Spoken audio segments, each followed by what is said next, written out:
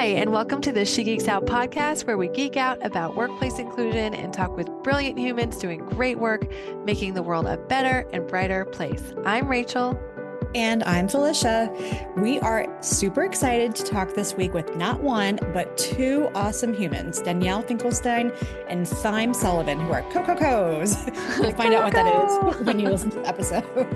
So part of the co-co-co is that they are co-CEOs. And so you can bet that we're going to explore what that co-CEO relationship looks like.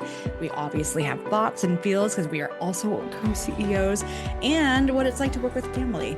But we will also talk about access to bathrooms and period products and the important topic of period poverty. Plus, we'll get into some discussions about raising money as women and what it's like to talk to investors when trying to raise money in this product category. So before we talk with Denielle and Thyme, we're going to have a quick chat about May Day. But before we get into that, did you know that we have a lot of resources available online? Check them out at www.sgolearning.com. If you want to learn more about ways to mitigate bias in the workplace and the world, we have got you covered. So go ahead, sign up for our mailing list at shegeeksout.com/podcast for free access to our mini course on Women Plus at Work, creating a gender-inclusive workplace, and learn more about what else we have to offer. All righty. Right. Happy May Day. Yes, we're recording this earlier, but this is coming out on May Day, which is a day that we just love for so many reasons. Why do we love it? So many reasons. One is, weather related, of course. Yes, it's we are on different coasts, but here on the East Coast, it is definitely getting warmer. We're getting there. Opened my windows today, so I'm looking forward to some May weather. We've had a lot of April showers. I appreciate that. But also, May Day is kind of an important day historically and is very relevant to our work. So, Felicia, we were chatting a little bit about what May Day actually is from a worker's perspective, and it has a lot of historical significance. Yeah, so May Day is also known in some countries as Labor Day. It's also known as International Workers' Day, and it's really has a lot of other historical connotations as well. And before we can get into the worker aspect of it, which is where I know you want to talk about, one of the other connotations with May Day, which is where I have historically known more about it, is it's basically a spring festival. So for those of you who don't know, I went to an all-girls private school for 12 years. Yes, 12 years. And we used to hold a May Day celebration where we would go out, and it was middle school. And I think it was like fourth graders or eighth graders. I can't remember now which grade it was. We were in middle school, and you would put on brightly colored dresses and like garlands and head dresses and all sorts of stuff. And there was a maypole. And the months leading up to May Day, we would learn how to dance around the maypole, and you have these ribbons, and you do a ribbon dance, and you tie the ribbons, then you untie them, and there was a whole thing with that. And it just was very phallic and very strange, and was something that I just didn't really think about a lot as a child. But now looking back, I'm like, this was weird. So that's my personal connection with May Day for the most part. That is so true. That is absolutely all of those. That's what a lot of people know it for, which is also important and so fun. But you know what else is fun? Working at the time, it was a big deal, working only 8 hours a day. Yes, it's also very important. Can't speak to the phallic nature of it, but also very important. We probably could, but that's for a different podcast. But yeah, in 1856, the Austrian stonemakers in Victoria, they undertook a mass stoppage as part of an 8-hour workday movement. And then in the U.S. and all over the world, May 1st was used as a day to celebrate workers. In the U.S. In the 1800s, it was, remind me the date, Felicia. Do you know? In the U.S. in Chicago? Yes. It was 1886, I believe. Yes, that sounds right. Thank you, Internet, for your guidance. Yeah, no, it's right. 1886, after the Haymarket Affair in Chicago, and a bombing going off after a general strike. And so, yeah, this is a really important day that we typically in the U.S. don't think about very much, because we really celebrate Labor Day on the first Monday of September, which happens to coincide usually around the time of my birthday, and also just so happens to be which I share a birthday with Beyonce. No big deal. It's fine. But yeah, so it is a big deal. And we've talked a lot about how important it is to think about workers' perspectives and with the 8-hour workday. And I think a lot of what's happened in thinking now about the workplace is, does it make sense to have a 40-hour work week? A 5-day work week versus a 4-day work week. And so there's been a lot of rules around that. And also in California recently, there's been some legislation that they're working on to basically limit the ability of workers to work outside of their actual core working hours. There's no communication after that. Oh, interesting. Yeah. So yeah, bosses can't harass their employees after working hours. I mean, So that's going to be really interesting to see how that plays out, given how international so many companies are.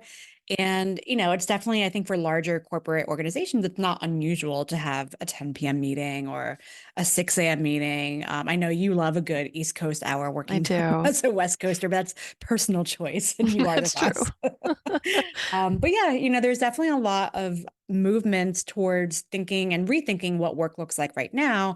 And I think it is interesting because, to your point, I think especially here in the United States, we've lost a bit of that historical context for our Labor Day. And so we don't even have any real discussion around, this history around May Day. And it's such an interesting dynamic given the emphasis that other countries around the world have for that specific time for good reason, as we touched on. But I do feel like we've lost a little bit of that thread there. Yeah, and it's really interesting because the 40-hour work week became law in 1940. And that was really one of the last times that we've had any sort of major change in workplace, the amount of time people are spending in their workplace. And I think now also as we're thinking so much, I think the pandemic really helped with a lot of people thinking about what is work, how do we balance our lives, what does it mean to how much of our waking hours do we want to give to the work that we're doing, and what are we getting in return? Yeah. It's so I mean the pandemic is awful, obviously, duh, but this is the bright side. I think it's also a very interesting commentary on sort of workers trying to remember the power that we've lost. Like we've given up that power a lot. So more to come, but we will talk more about this topic for sure in a future episode because we've got a lot more to say. We certainly will. So on to our discussion with the lovely co-founders of Unicorn.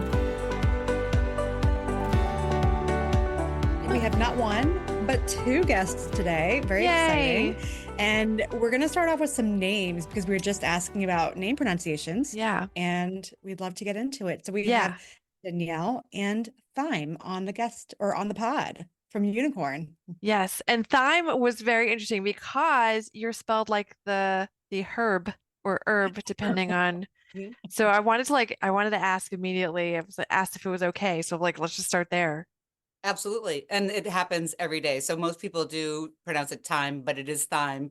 And people say, oh, that's amazing. Thyme Murphy Sullivan. Is that an Irish or herb, or your mother was a gardener? And it's none of the above. My mother was a hippie. It was from Simon and Garfunkel and parsley, sage, rosemary. And my name is Thyme. Oh, love Nothing in my that. entire childhood had my name on it except for paper towels and Dixie cups. Yeah. Yes. But the best part is that she goes by her nickname is Thyme Time because she's never on time. What? Okay, we're already getting this some week. This dirt. week. Yeah, she's like Wow. progress. But yes, that is her so it's the best. Yeah. And there is nothing more valuable than time.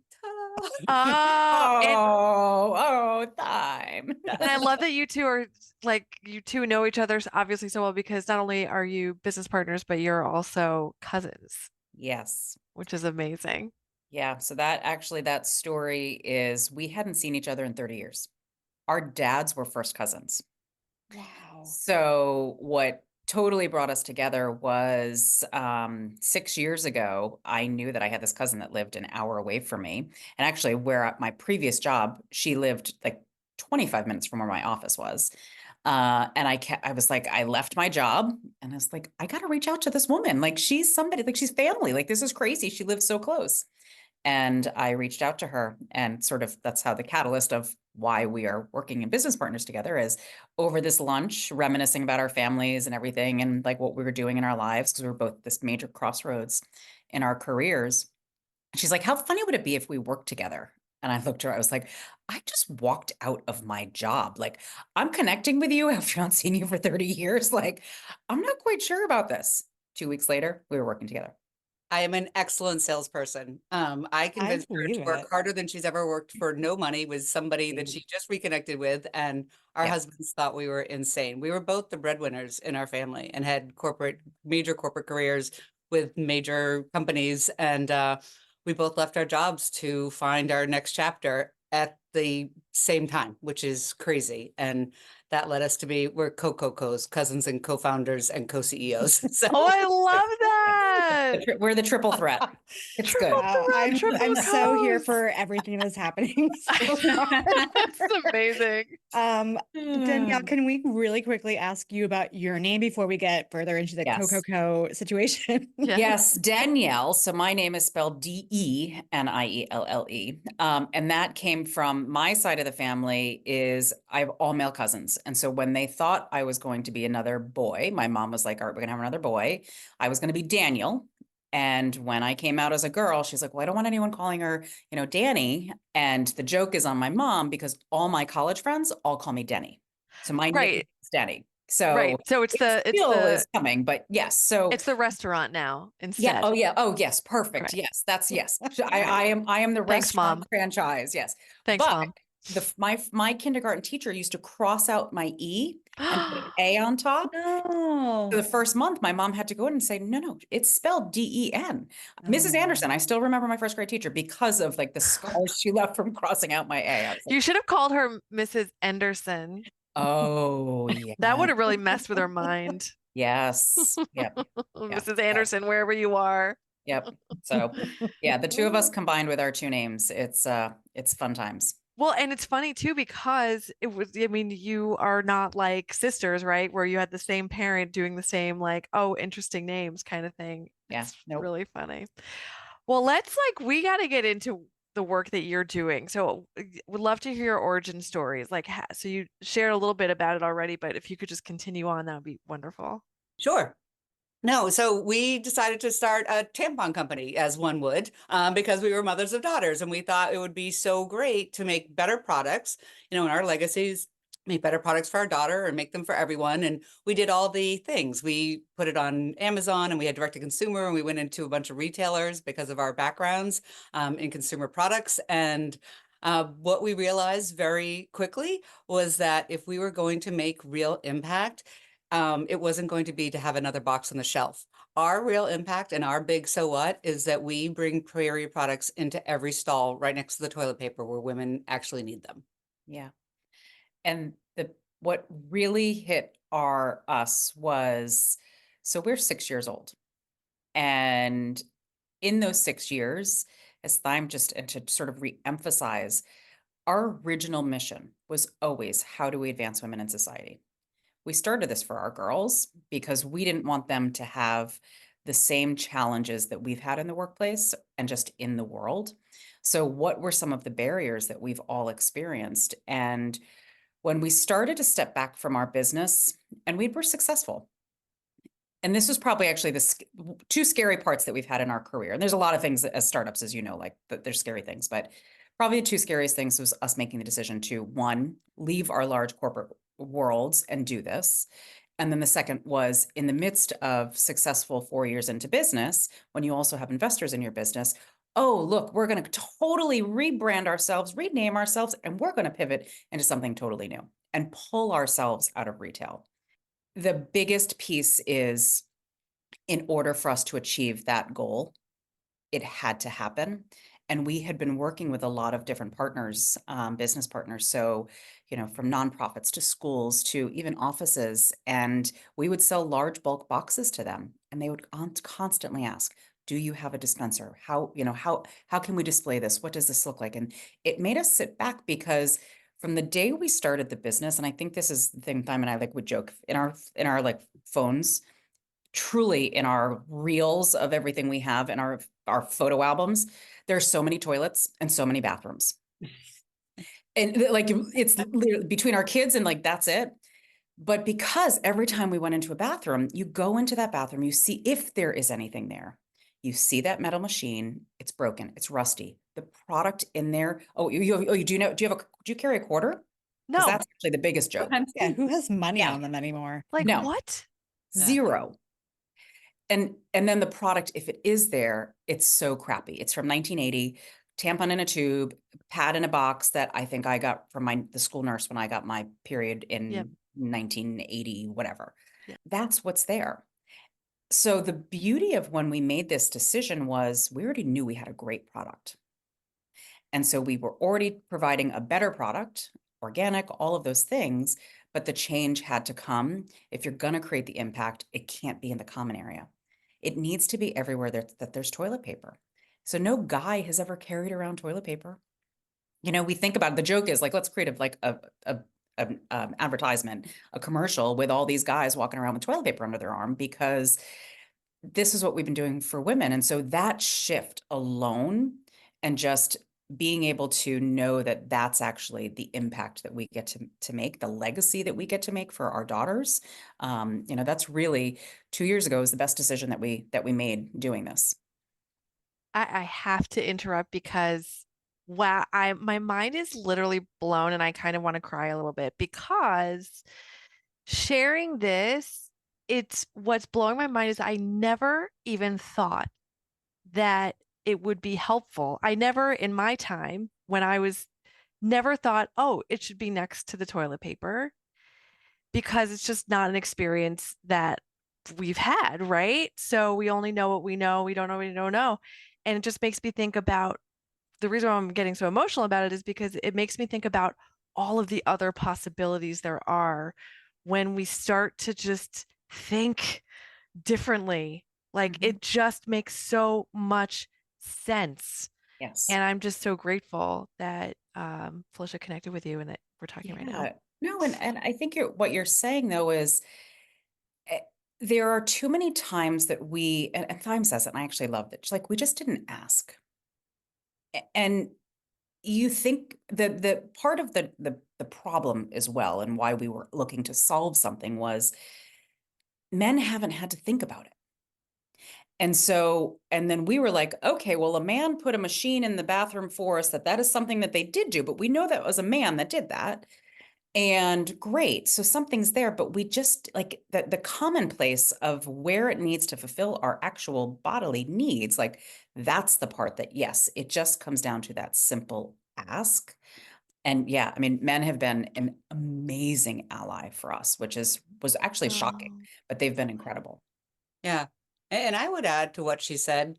You know, I listen to I'm obsessed with entrepreneurs and podcasts, and there's this woman, Jamie Kern Lima, who started It Cosmetics, and she says, you're not crazy, you're just first. And if you think about it, there were so many things, and the examples that we use. So first we say men have never walked around with toilet paper up their sleeve or under their arm, and they've never had to go to the common area to get it, and they're like, crazy.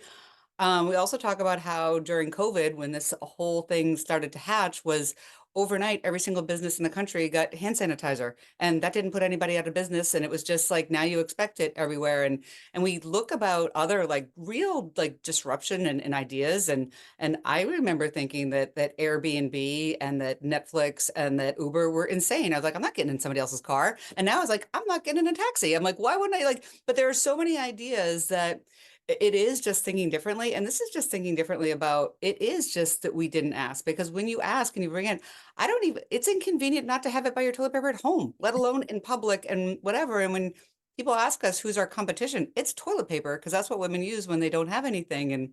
And we love the work that you guys do about making workplaces work for everyone, because this has really started into a movement in the workplace in particular, because people were used to being at home and having everything they needed. And now they're going back into an office. And this is a mental load in everything from office environment to warehouse to manufacturing to you name it. Women leave their homes and it's stressful. Yes. Oh my gosh. I'm just like sitting here nodding silently in appreciation of everything you're saying. And I was thinking too, you know, how so many people have never had that experience of having to walk up to a stranger and ask them if they have a personal product, a tampon, a pad, or what have you.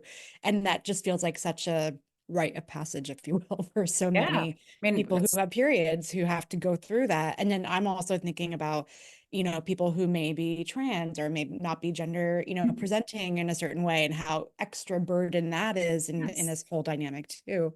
We have had some similar experiences around a name change discussion, although we haven't actually changed our name. So I am curious if you could just talk a little bit more about how you picked Unicorn in particular, because your original name was The Organic Project, and then now it's Unicorn. And I'll just share a little bit. So of course, listeners know our name is She Geeks Out.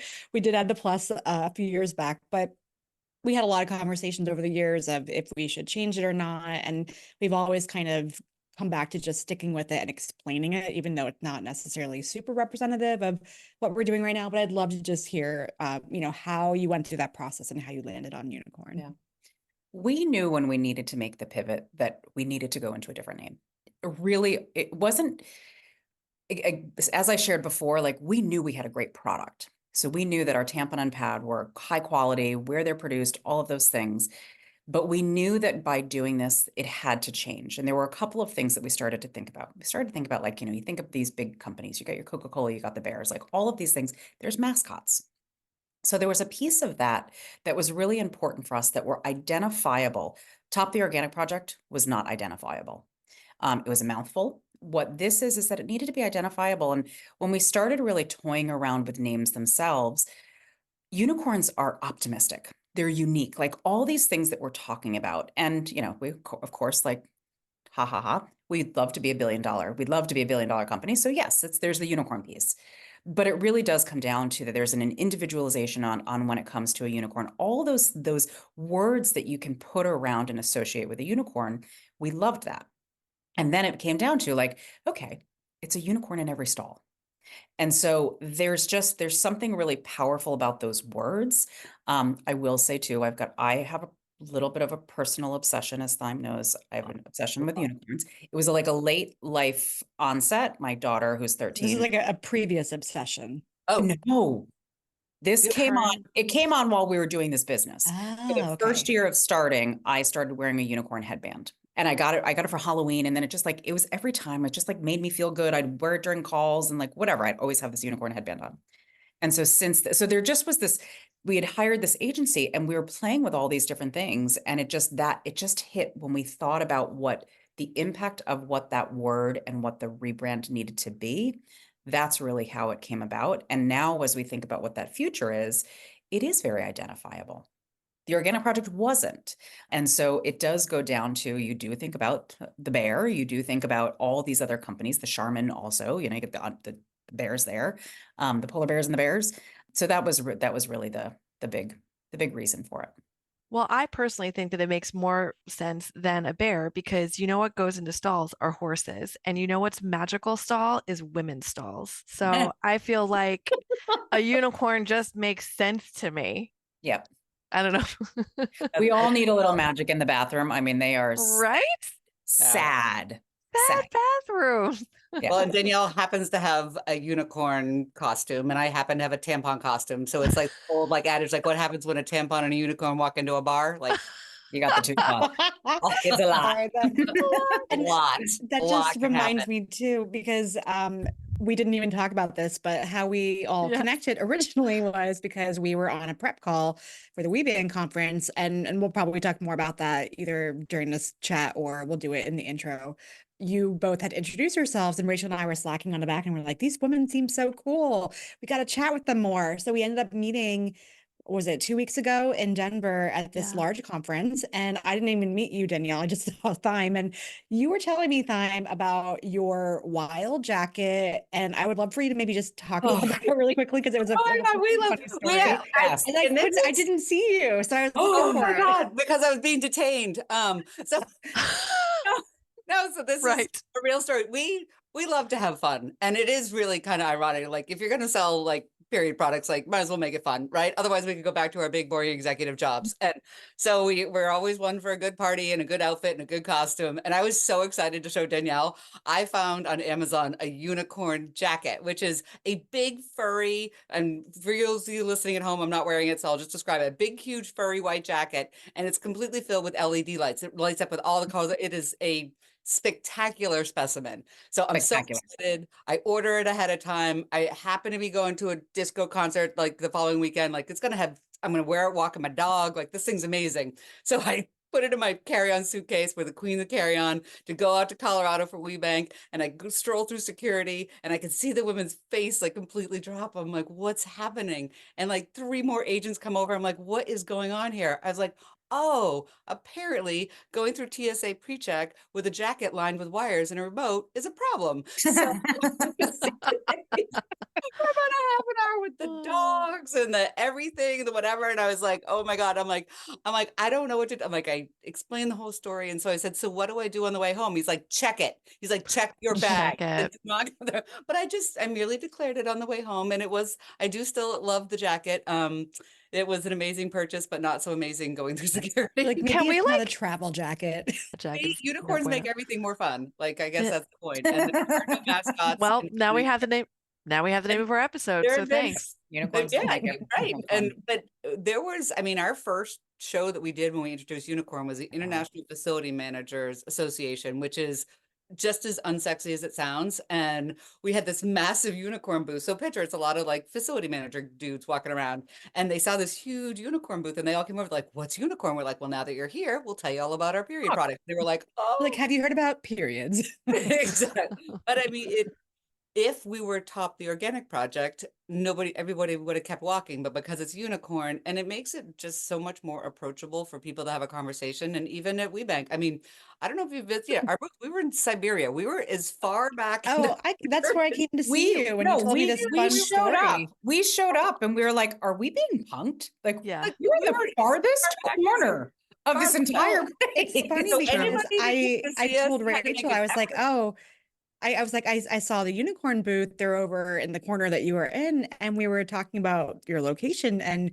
we thought you chose that location. So No, we we were don't a choose little that curious location. about No, that. we didn't choose No, our location. There was no no. choice. But I said on the one bright side is that anyone who was actually had a booth would pass by you because that you were right next to like services. We were near services. We were near the info and service. Yes. So there were people who just, yes, that they made their way. They're like Yes. periods and tampons are services, so But I services. will say, back to the unicorn and this is that we've had people from IFMA because of the International Facility Manager Conference, which was a year and a half ago.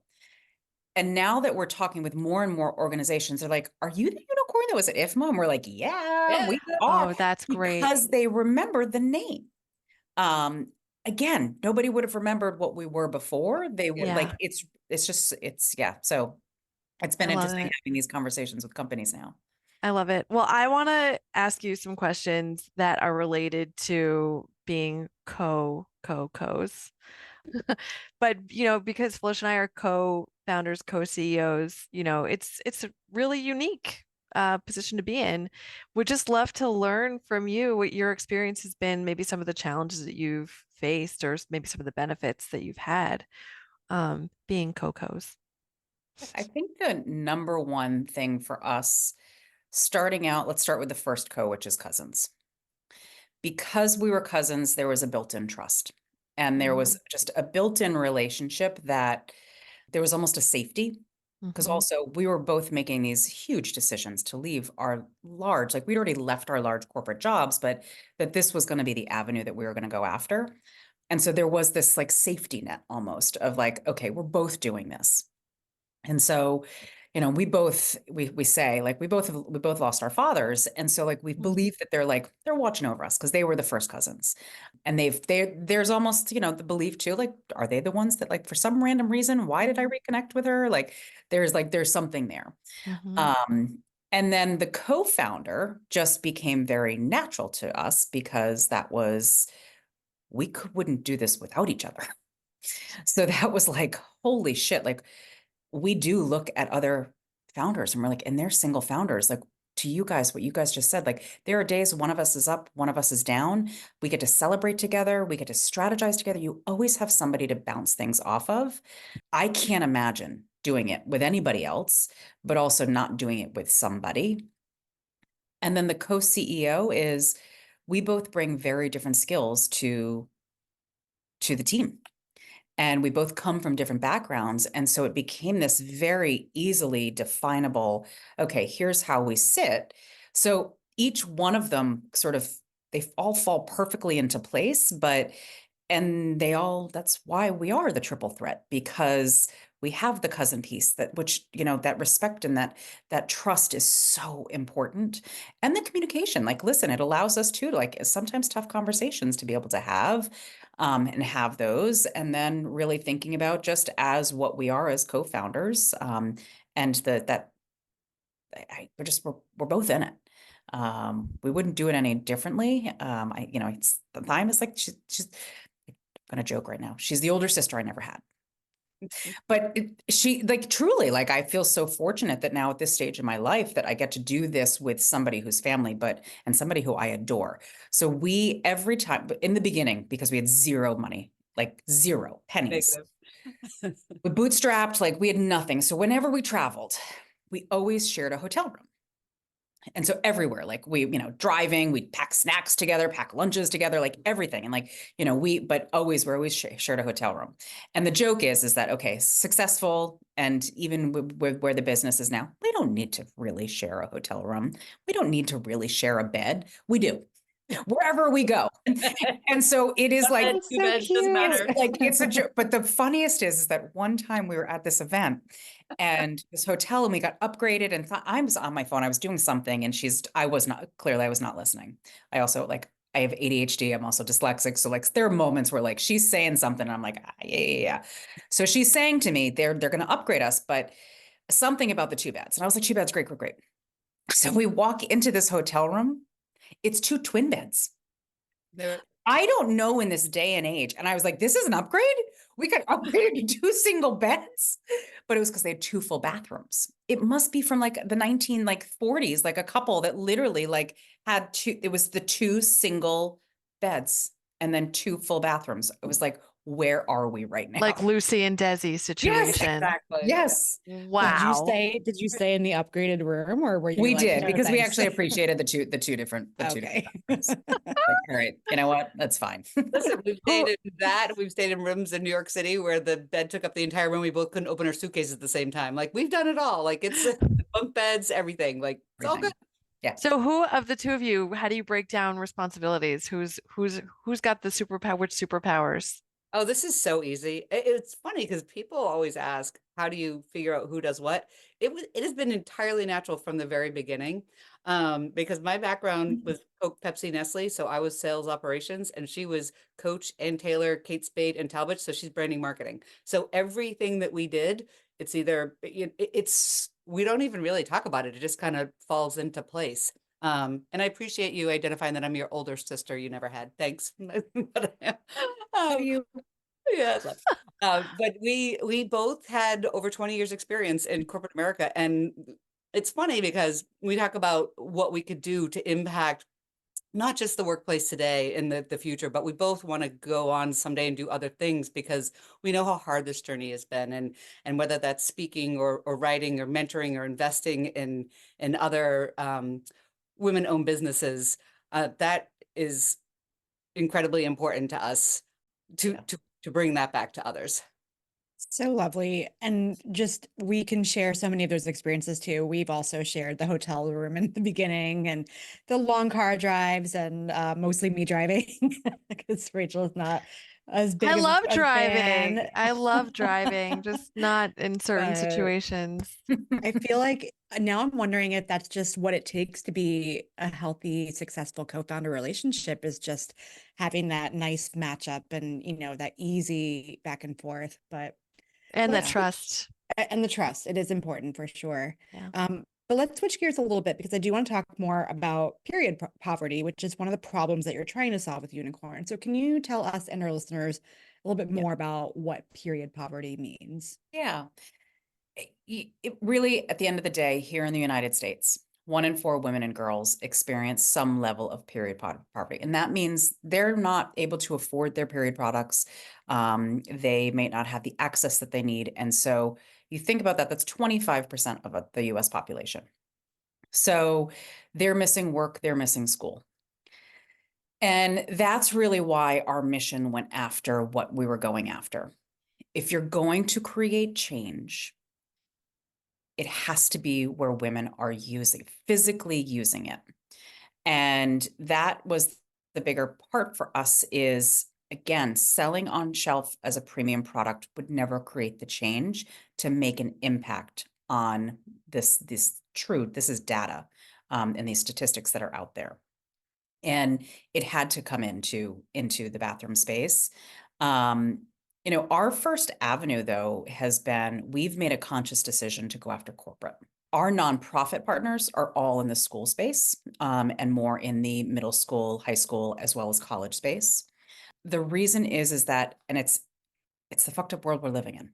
By making the impact first by large corporations, the trickle down, it needs to happen. What we are seeing from the bottom up is that 20 states have actually changed legislation. And what that means is that these 20 states have budgeted for period products to be provided in your 5th grade through 12th grades. So when we started the business, that was not even the case. The only city was New York City that actually provided it, but nobody else. And so you're starting to see this change happen, that is happening at that level. But we made a conscious decision, like there's going to be this bottom up as well as this top down that's going to happen. And so the goal of, eliminating period poverty, it's a big one to undertake. The way to undertake it is to bring period products into the bathroom stall. It's about access. I love it. And it's such an important topic, and there's just so many ways to think about it as well. So just really appreciate that you are focusing on this, and you're recognizing that like you're still a business too. I think it's worth noting that like, you're not doing this, you're not a nonprofit, right? You're like, this is a business and you deserve to make it so, and this is something that everyone should have, and it's mission focused. So thank you for doing that work. Yeah, and a lot of these organizations, they have foundations. They have a lot of work that they're doing. And so right now the work is, okay, let's find those really important business partners that we can. And then how can we extend our arm out into your local community? What does that look like for you as an organization? And that's really the next stage. But that is it. I appreciate hearing you say that, because yes, we are not, this is not a hobby. Right. And this is not a nonprofit. And that is where we can make the impact right now. I love it. I love it. And so there is a lot of stigma, I think, around whether it's talking about your period, I think that, it's breaking, talking about menopause, anything about the women's body, it's like terrifying. So what for a lot of people, and I see that it's evolving. I'm curious how you're talking about this, addressing the stigma around these topics. Yeah, I'll give an example about what we just experienced at this Women-Owned Business Conference, and it was really incredible. And if we say that this isn't a brand, that this is a movement, and that this is about, we're starting with corporate, but when you think corporate, it's not your corporate, like white collar offices. The companies that we spoke to, a lot of them have manufacturing and warehouse, everything from aerospace and oil companies where women worked out on the rigs where there was nothing, and UPS where they don't have anything in their facilities. And all these great big companies were there to try to find women-owned businesses to do business with, because they understand how important it is to their ESG goals, to their supplier diversity goals. And so when we're bringing this into corporations, the first place that we brought it into JP Morgan Chase was the branches. And that was because they recognized that a lot of the branches, the employees in the branches, they're women, they're minorities. This was a mental load that they're carrying. So this societal change is not what you just think in traditional offices. It's everything from corporate to manufacturing to, there's laws being passed now. We just saw one for Washington State where construction sites have to carry period products. So this is really incredible change, this wave that's happening, and it's starting in the workplace, but that's where it'll end up, becoming again like this societal change. Yeah, there is a direct correlation between an employee's health and wellness and how that impacts their performance and engagement in the workplace. And when you think about those two major factors, so, everyone's always worried about the workforce, but the workforce, there's an emotional piece there that happens to them every day, and it's becoming more and more impacted because of everything that's happening around them. And this is one of those very basic wellness and health benefits that can help improve how we engage in work, how we perform in work, even coming down to, and this is where the factory and the manufacturing places, down to productivity. Some of those folks in warehouses, they get a 5-minute break. And so they don't have the time and space to go and run to the locker and back. And so that really is impacting. And, I think as we're thinking about this world that has changed for us over the last 4 years with COVID, the hybrid model as well, it's changed for all of us. And so we don't have the old desks that we used to have. I know my bottom drawer used to have shoes and snacks and tampons and pads and everything else you could imagine there. But now like these women are carrying all of this stuff with them, and they have lockers. I'm like, are we back in middle school? You're giving people lockers? And so it's just the same thing as like, you're going to the bathroom, you get your period. Oh, fuck, what do I do now? I got to go to my locker if I have anything. And so it is making that mind shift for your employee of something so basic. And, we were talking with somebody recently, and like, you think about those 4 elements: health, wellness, performance, and engagement. That all leads to the performance of the organization. So then that's your shareholders and your stakeholders and all those people. So like, it's a direct line. And so it's a fascinating thing to think about the workplace and how important it is actually to create change there.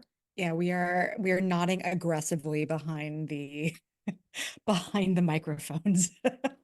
I have a couple questions around pushback and challenges. And so one thought that came to mind as you were sharing just now around the discussions you're having with corporations and how you're working on getting into corporate first, which I think is such a smart move. I'm curious if you're seeing pushback around companies that may be headquartered in different states that have different rules, regulations, and laws, because and actually I should probably say I'm also curious about if the corporations that you work with, are they putting them in broadly available bathrooms, or are they focusing more on women's bathrooms specifically? I would say it's mostly women's bathrooms at this point, and they're non-gender bathrooms. Mhm. But the most interesting challenge that we've run into is if we walk into a meeting and it's all men, we are fairly certain that they're going to see the opportunity to do this in the workplace, and they're gonna do it. When we walk in and it's mostly women, we get a lot of, what does it cost? We're fine. We've gotten by with this for now. We don't, like, it's okay. Like, it's so strange to us that men never thought about it, but once they see it, they can't unsee it. And they're like, I've got a wife, I've got a daughter, I've got, whatever. We get much faster adoption from men than from women because, like you said, they never thought of it and they don't want to, I guess, call in a favor. No paying it For us. forward. Well, and flip back.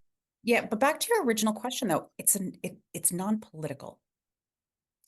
This doesn't come down to because it is a period. So it can be either because it's that basic need. And so that's why we are seeing organizations be like, oh, okay, this makes sense. And it is allowing us to, be able to have these conversations. But back to really quickly, just to Felicia, and your question is, we do leave it to the discretion of the organization. That's not our decision to make.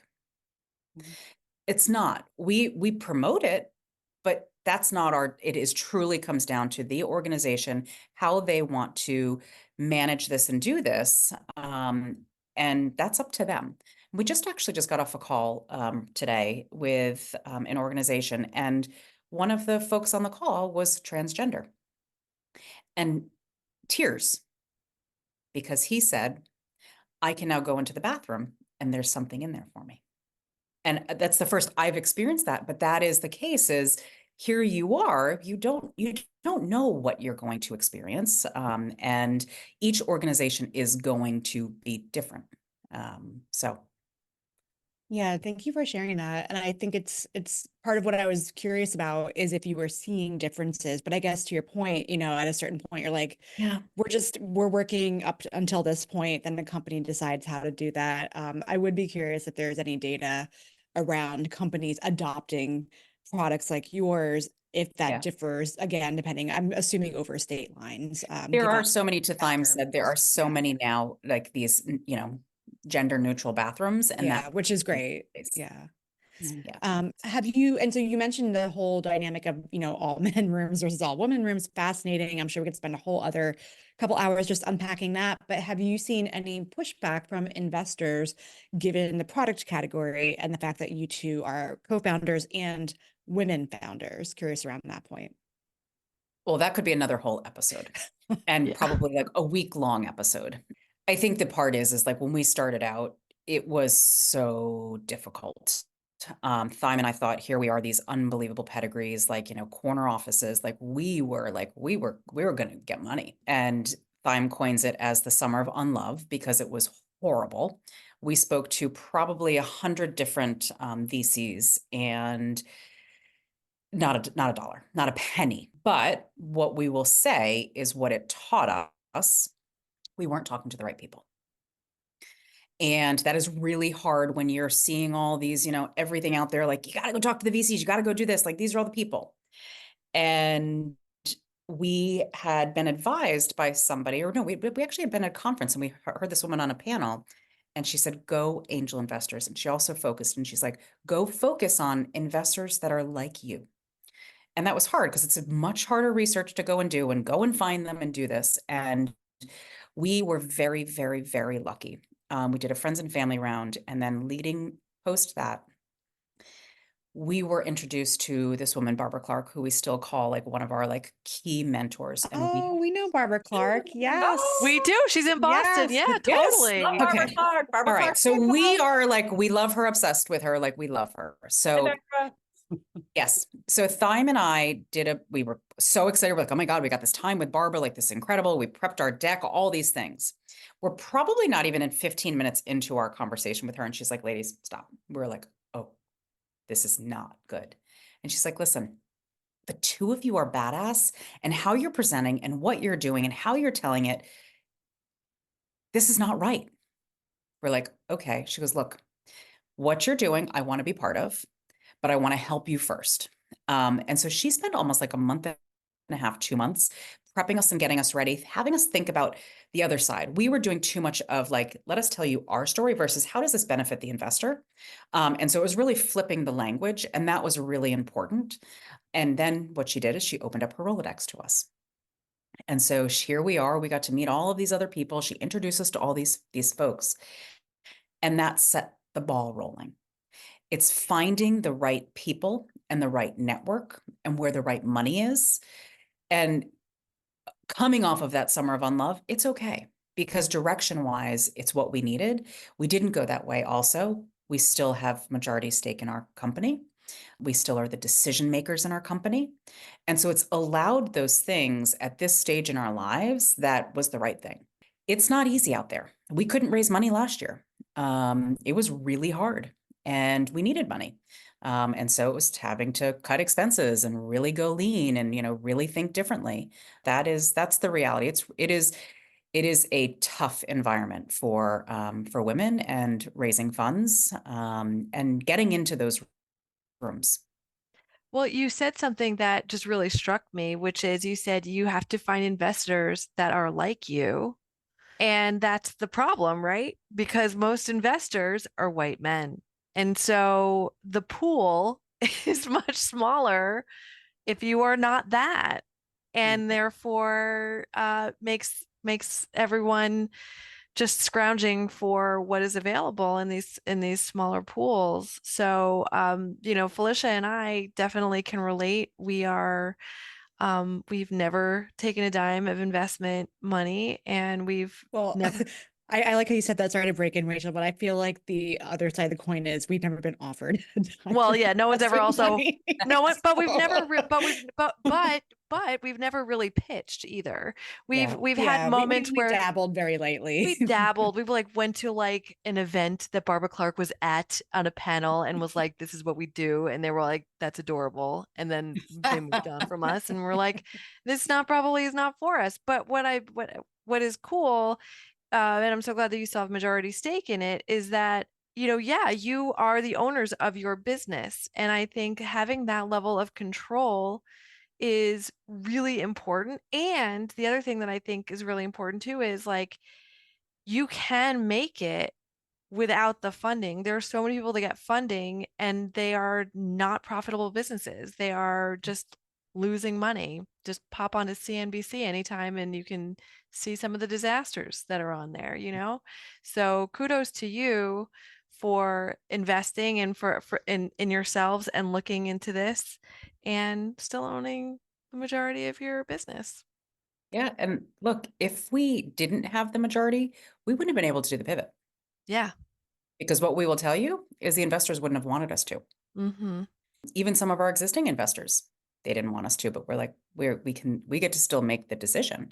And at the end of the day, when we talk about that profitability piece, that this is actually our path to profitability. The other Yes. way was not. Retail is not. Yes. And so we're moving already into profitability. And so that's the beauty, is getting to make those decisions and then have the level of profitability that we want in the future, what the investors want. So And what's also really cool is that because you are the owners of this business and you are not completely beholden to investors, you can make choices not just for your product, but for your people. yes. Like your actual business, you can make decisions that aren't just satisfying, like, when are we going to exit? When are we going to make all the money?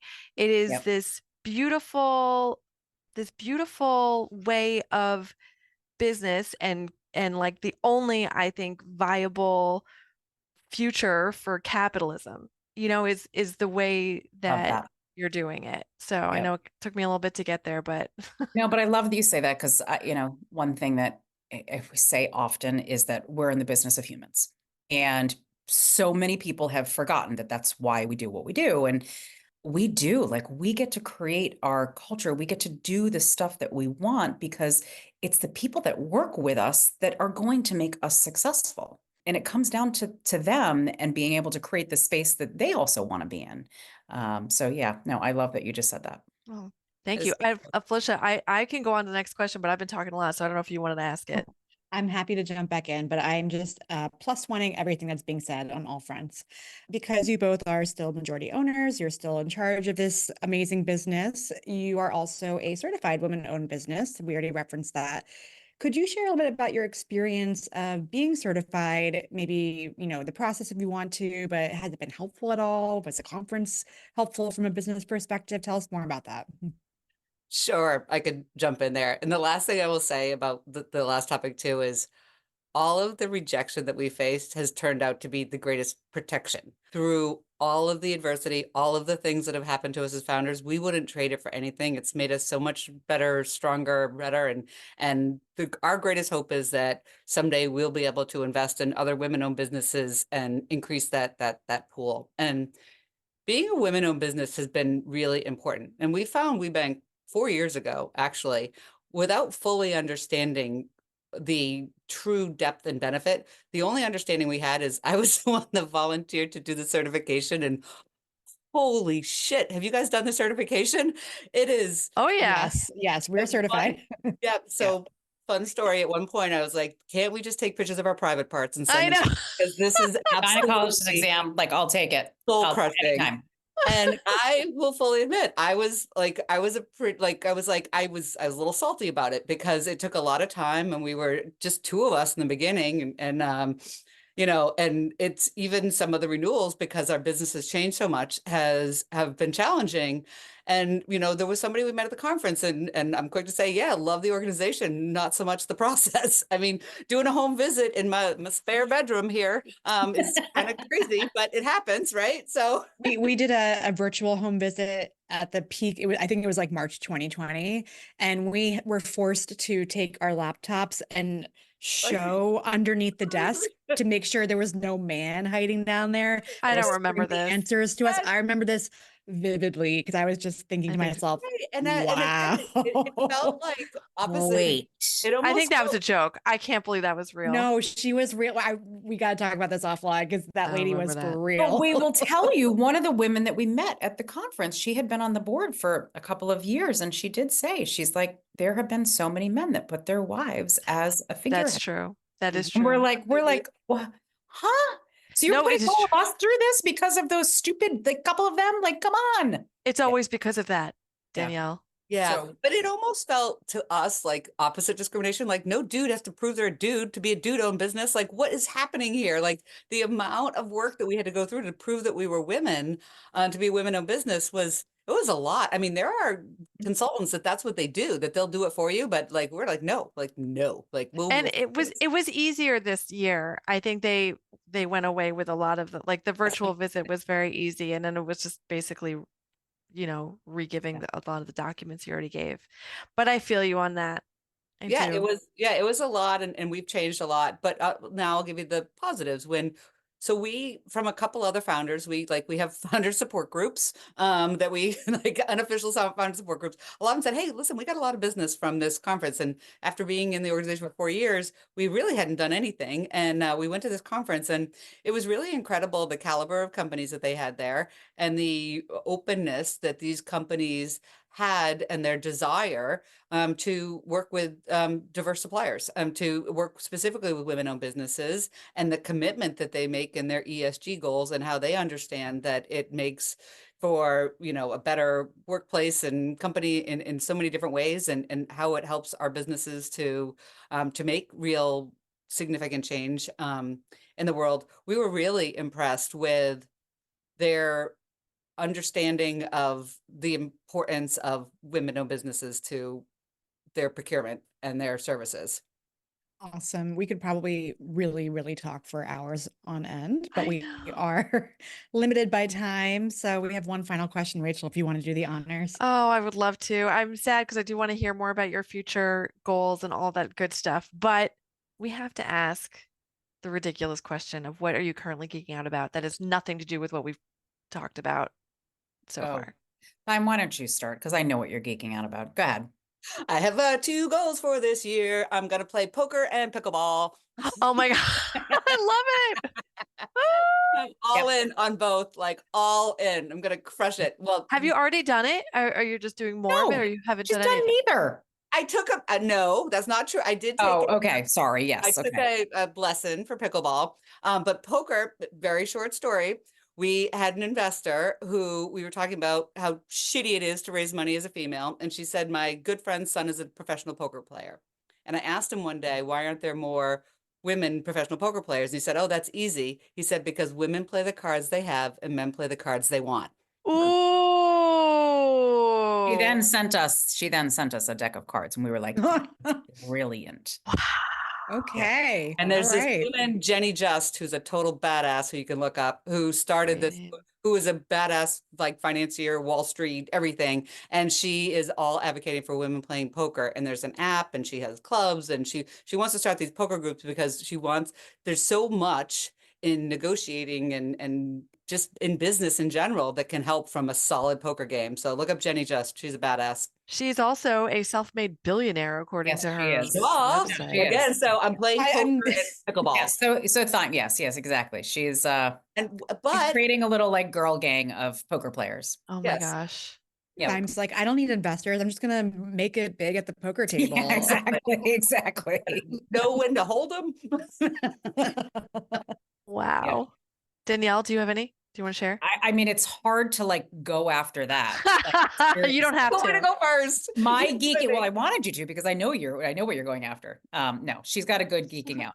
Each other's sentences. Yeah, no, we do. We literally do. We can like order each other's food. We can do Lunch, all of drink. all those things. I was going to Okay. say is more of a little bit of where it's just quickly put in like that 1-2 plug of where our future is. Yes. We are storytellers, and it's about getting this story out.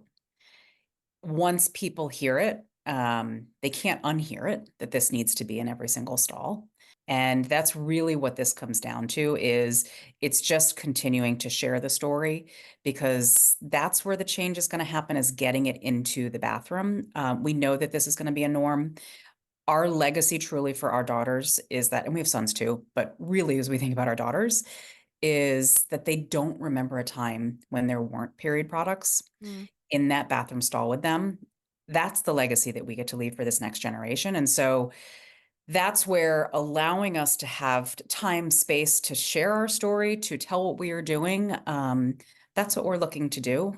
Because once people do, they're like, oh, it's always the first response, like, why didn't I think of this? Like, why hasn't this been there? So we're working to get in front of as many organizations and decision makers and advocates and allies who really want to create change in their workplace. And that's what our goal is. Oh, we're so in alignment. Okay, so where can people find you? Yes. So people can find us on everystall.com. And why it is everystall.com is because it does have to be in every stall. And then also you can find us on Amazon. We do sell on Amazon, but the majority of our business is B2B. So from a business side, it is Amazon. We are also, from a business side, we distribute through Staples, WB Mason, and then a couple of other folks. But yeah, or you can Amazing. reach us directly. We're very active on LinkedIn. So both of us are. So, please, we are always, because we know how hard it is as founders, because we know how hard it is as women in business, we probably connect with 1 or 2 women every week, every other week, and always make time to just give advice, make a connection for people, because we do know how difficult it is. But that is something that Thyme and I have always committed to. There's an old phrase, our network is our net worth. And so however we can help other folks too, that may be a little bit further behind than where we are, it's just opening that door that can create the change. So Love that. Beautiful. Thank you I'm both so so sad much. it's over. I know. I'm gonna officially there's a turn off this lot of other recording. topics that we could go into over. Yeah. I mean, we're obsessed with what you guys are doing. And so truly, like, when we both were looking and just, trying to understand a little bit more, like, why does She Geeks us? Well, like, what do they want to talk to us? Because what you're doing is you're changing what's happening in the workplace. Yeah. I love the Get word it. compassion. Like, it just, Yeah, we have so much more to talk about. I We am going to do. turn off the recording just so Yes. Okay. our listeners aren't like, just keep saying amazing things Just about say us, but- goodbye. bye. Yeah, I know, totally. Yay! We hope that you enjoyed listening to this interview as much as we enjoyed the conversation. Thank you so much for listening. Please don't forget to rate, share, and subscribe. It makes a massive difference in the reach of our podcast and, by extension, the work. You can visit us on YouTube, Instagram, and LinkedIn, SGO Learning, and at shegeeksout.com to stay updated on all things SGO. And you want to learn more, sign up for our mailing list, and don't forget to grab that free code for one of our mini courses. Bye! Bye.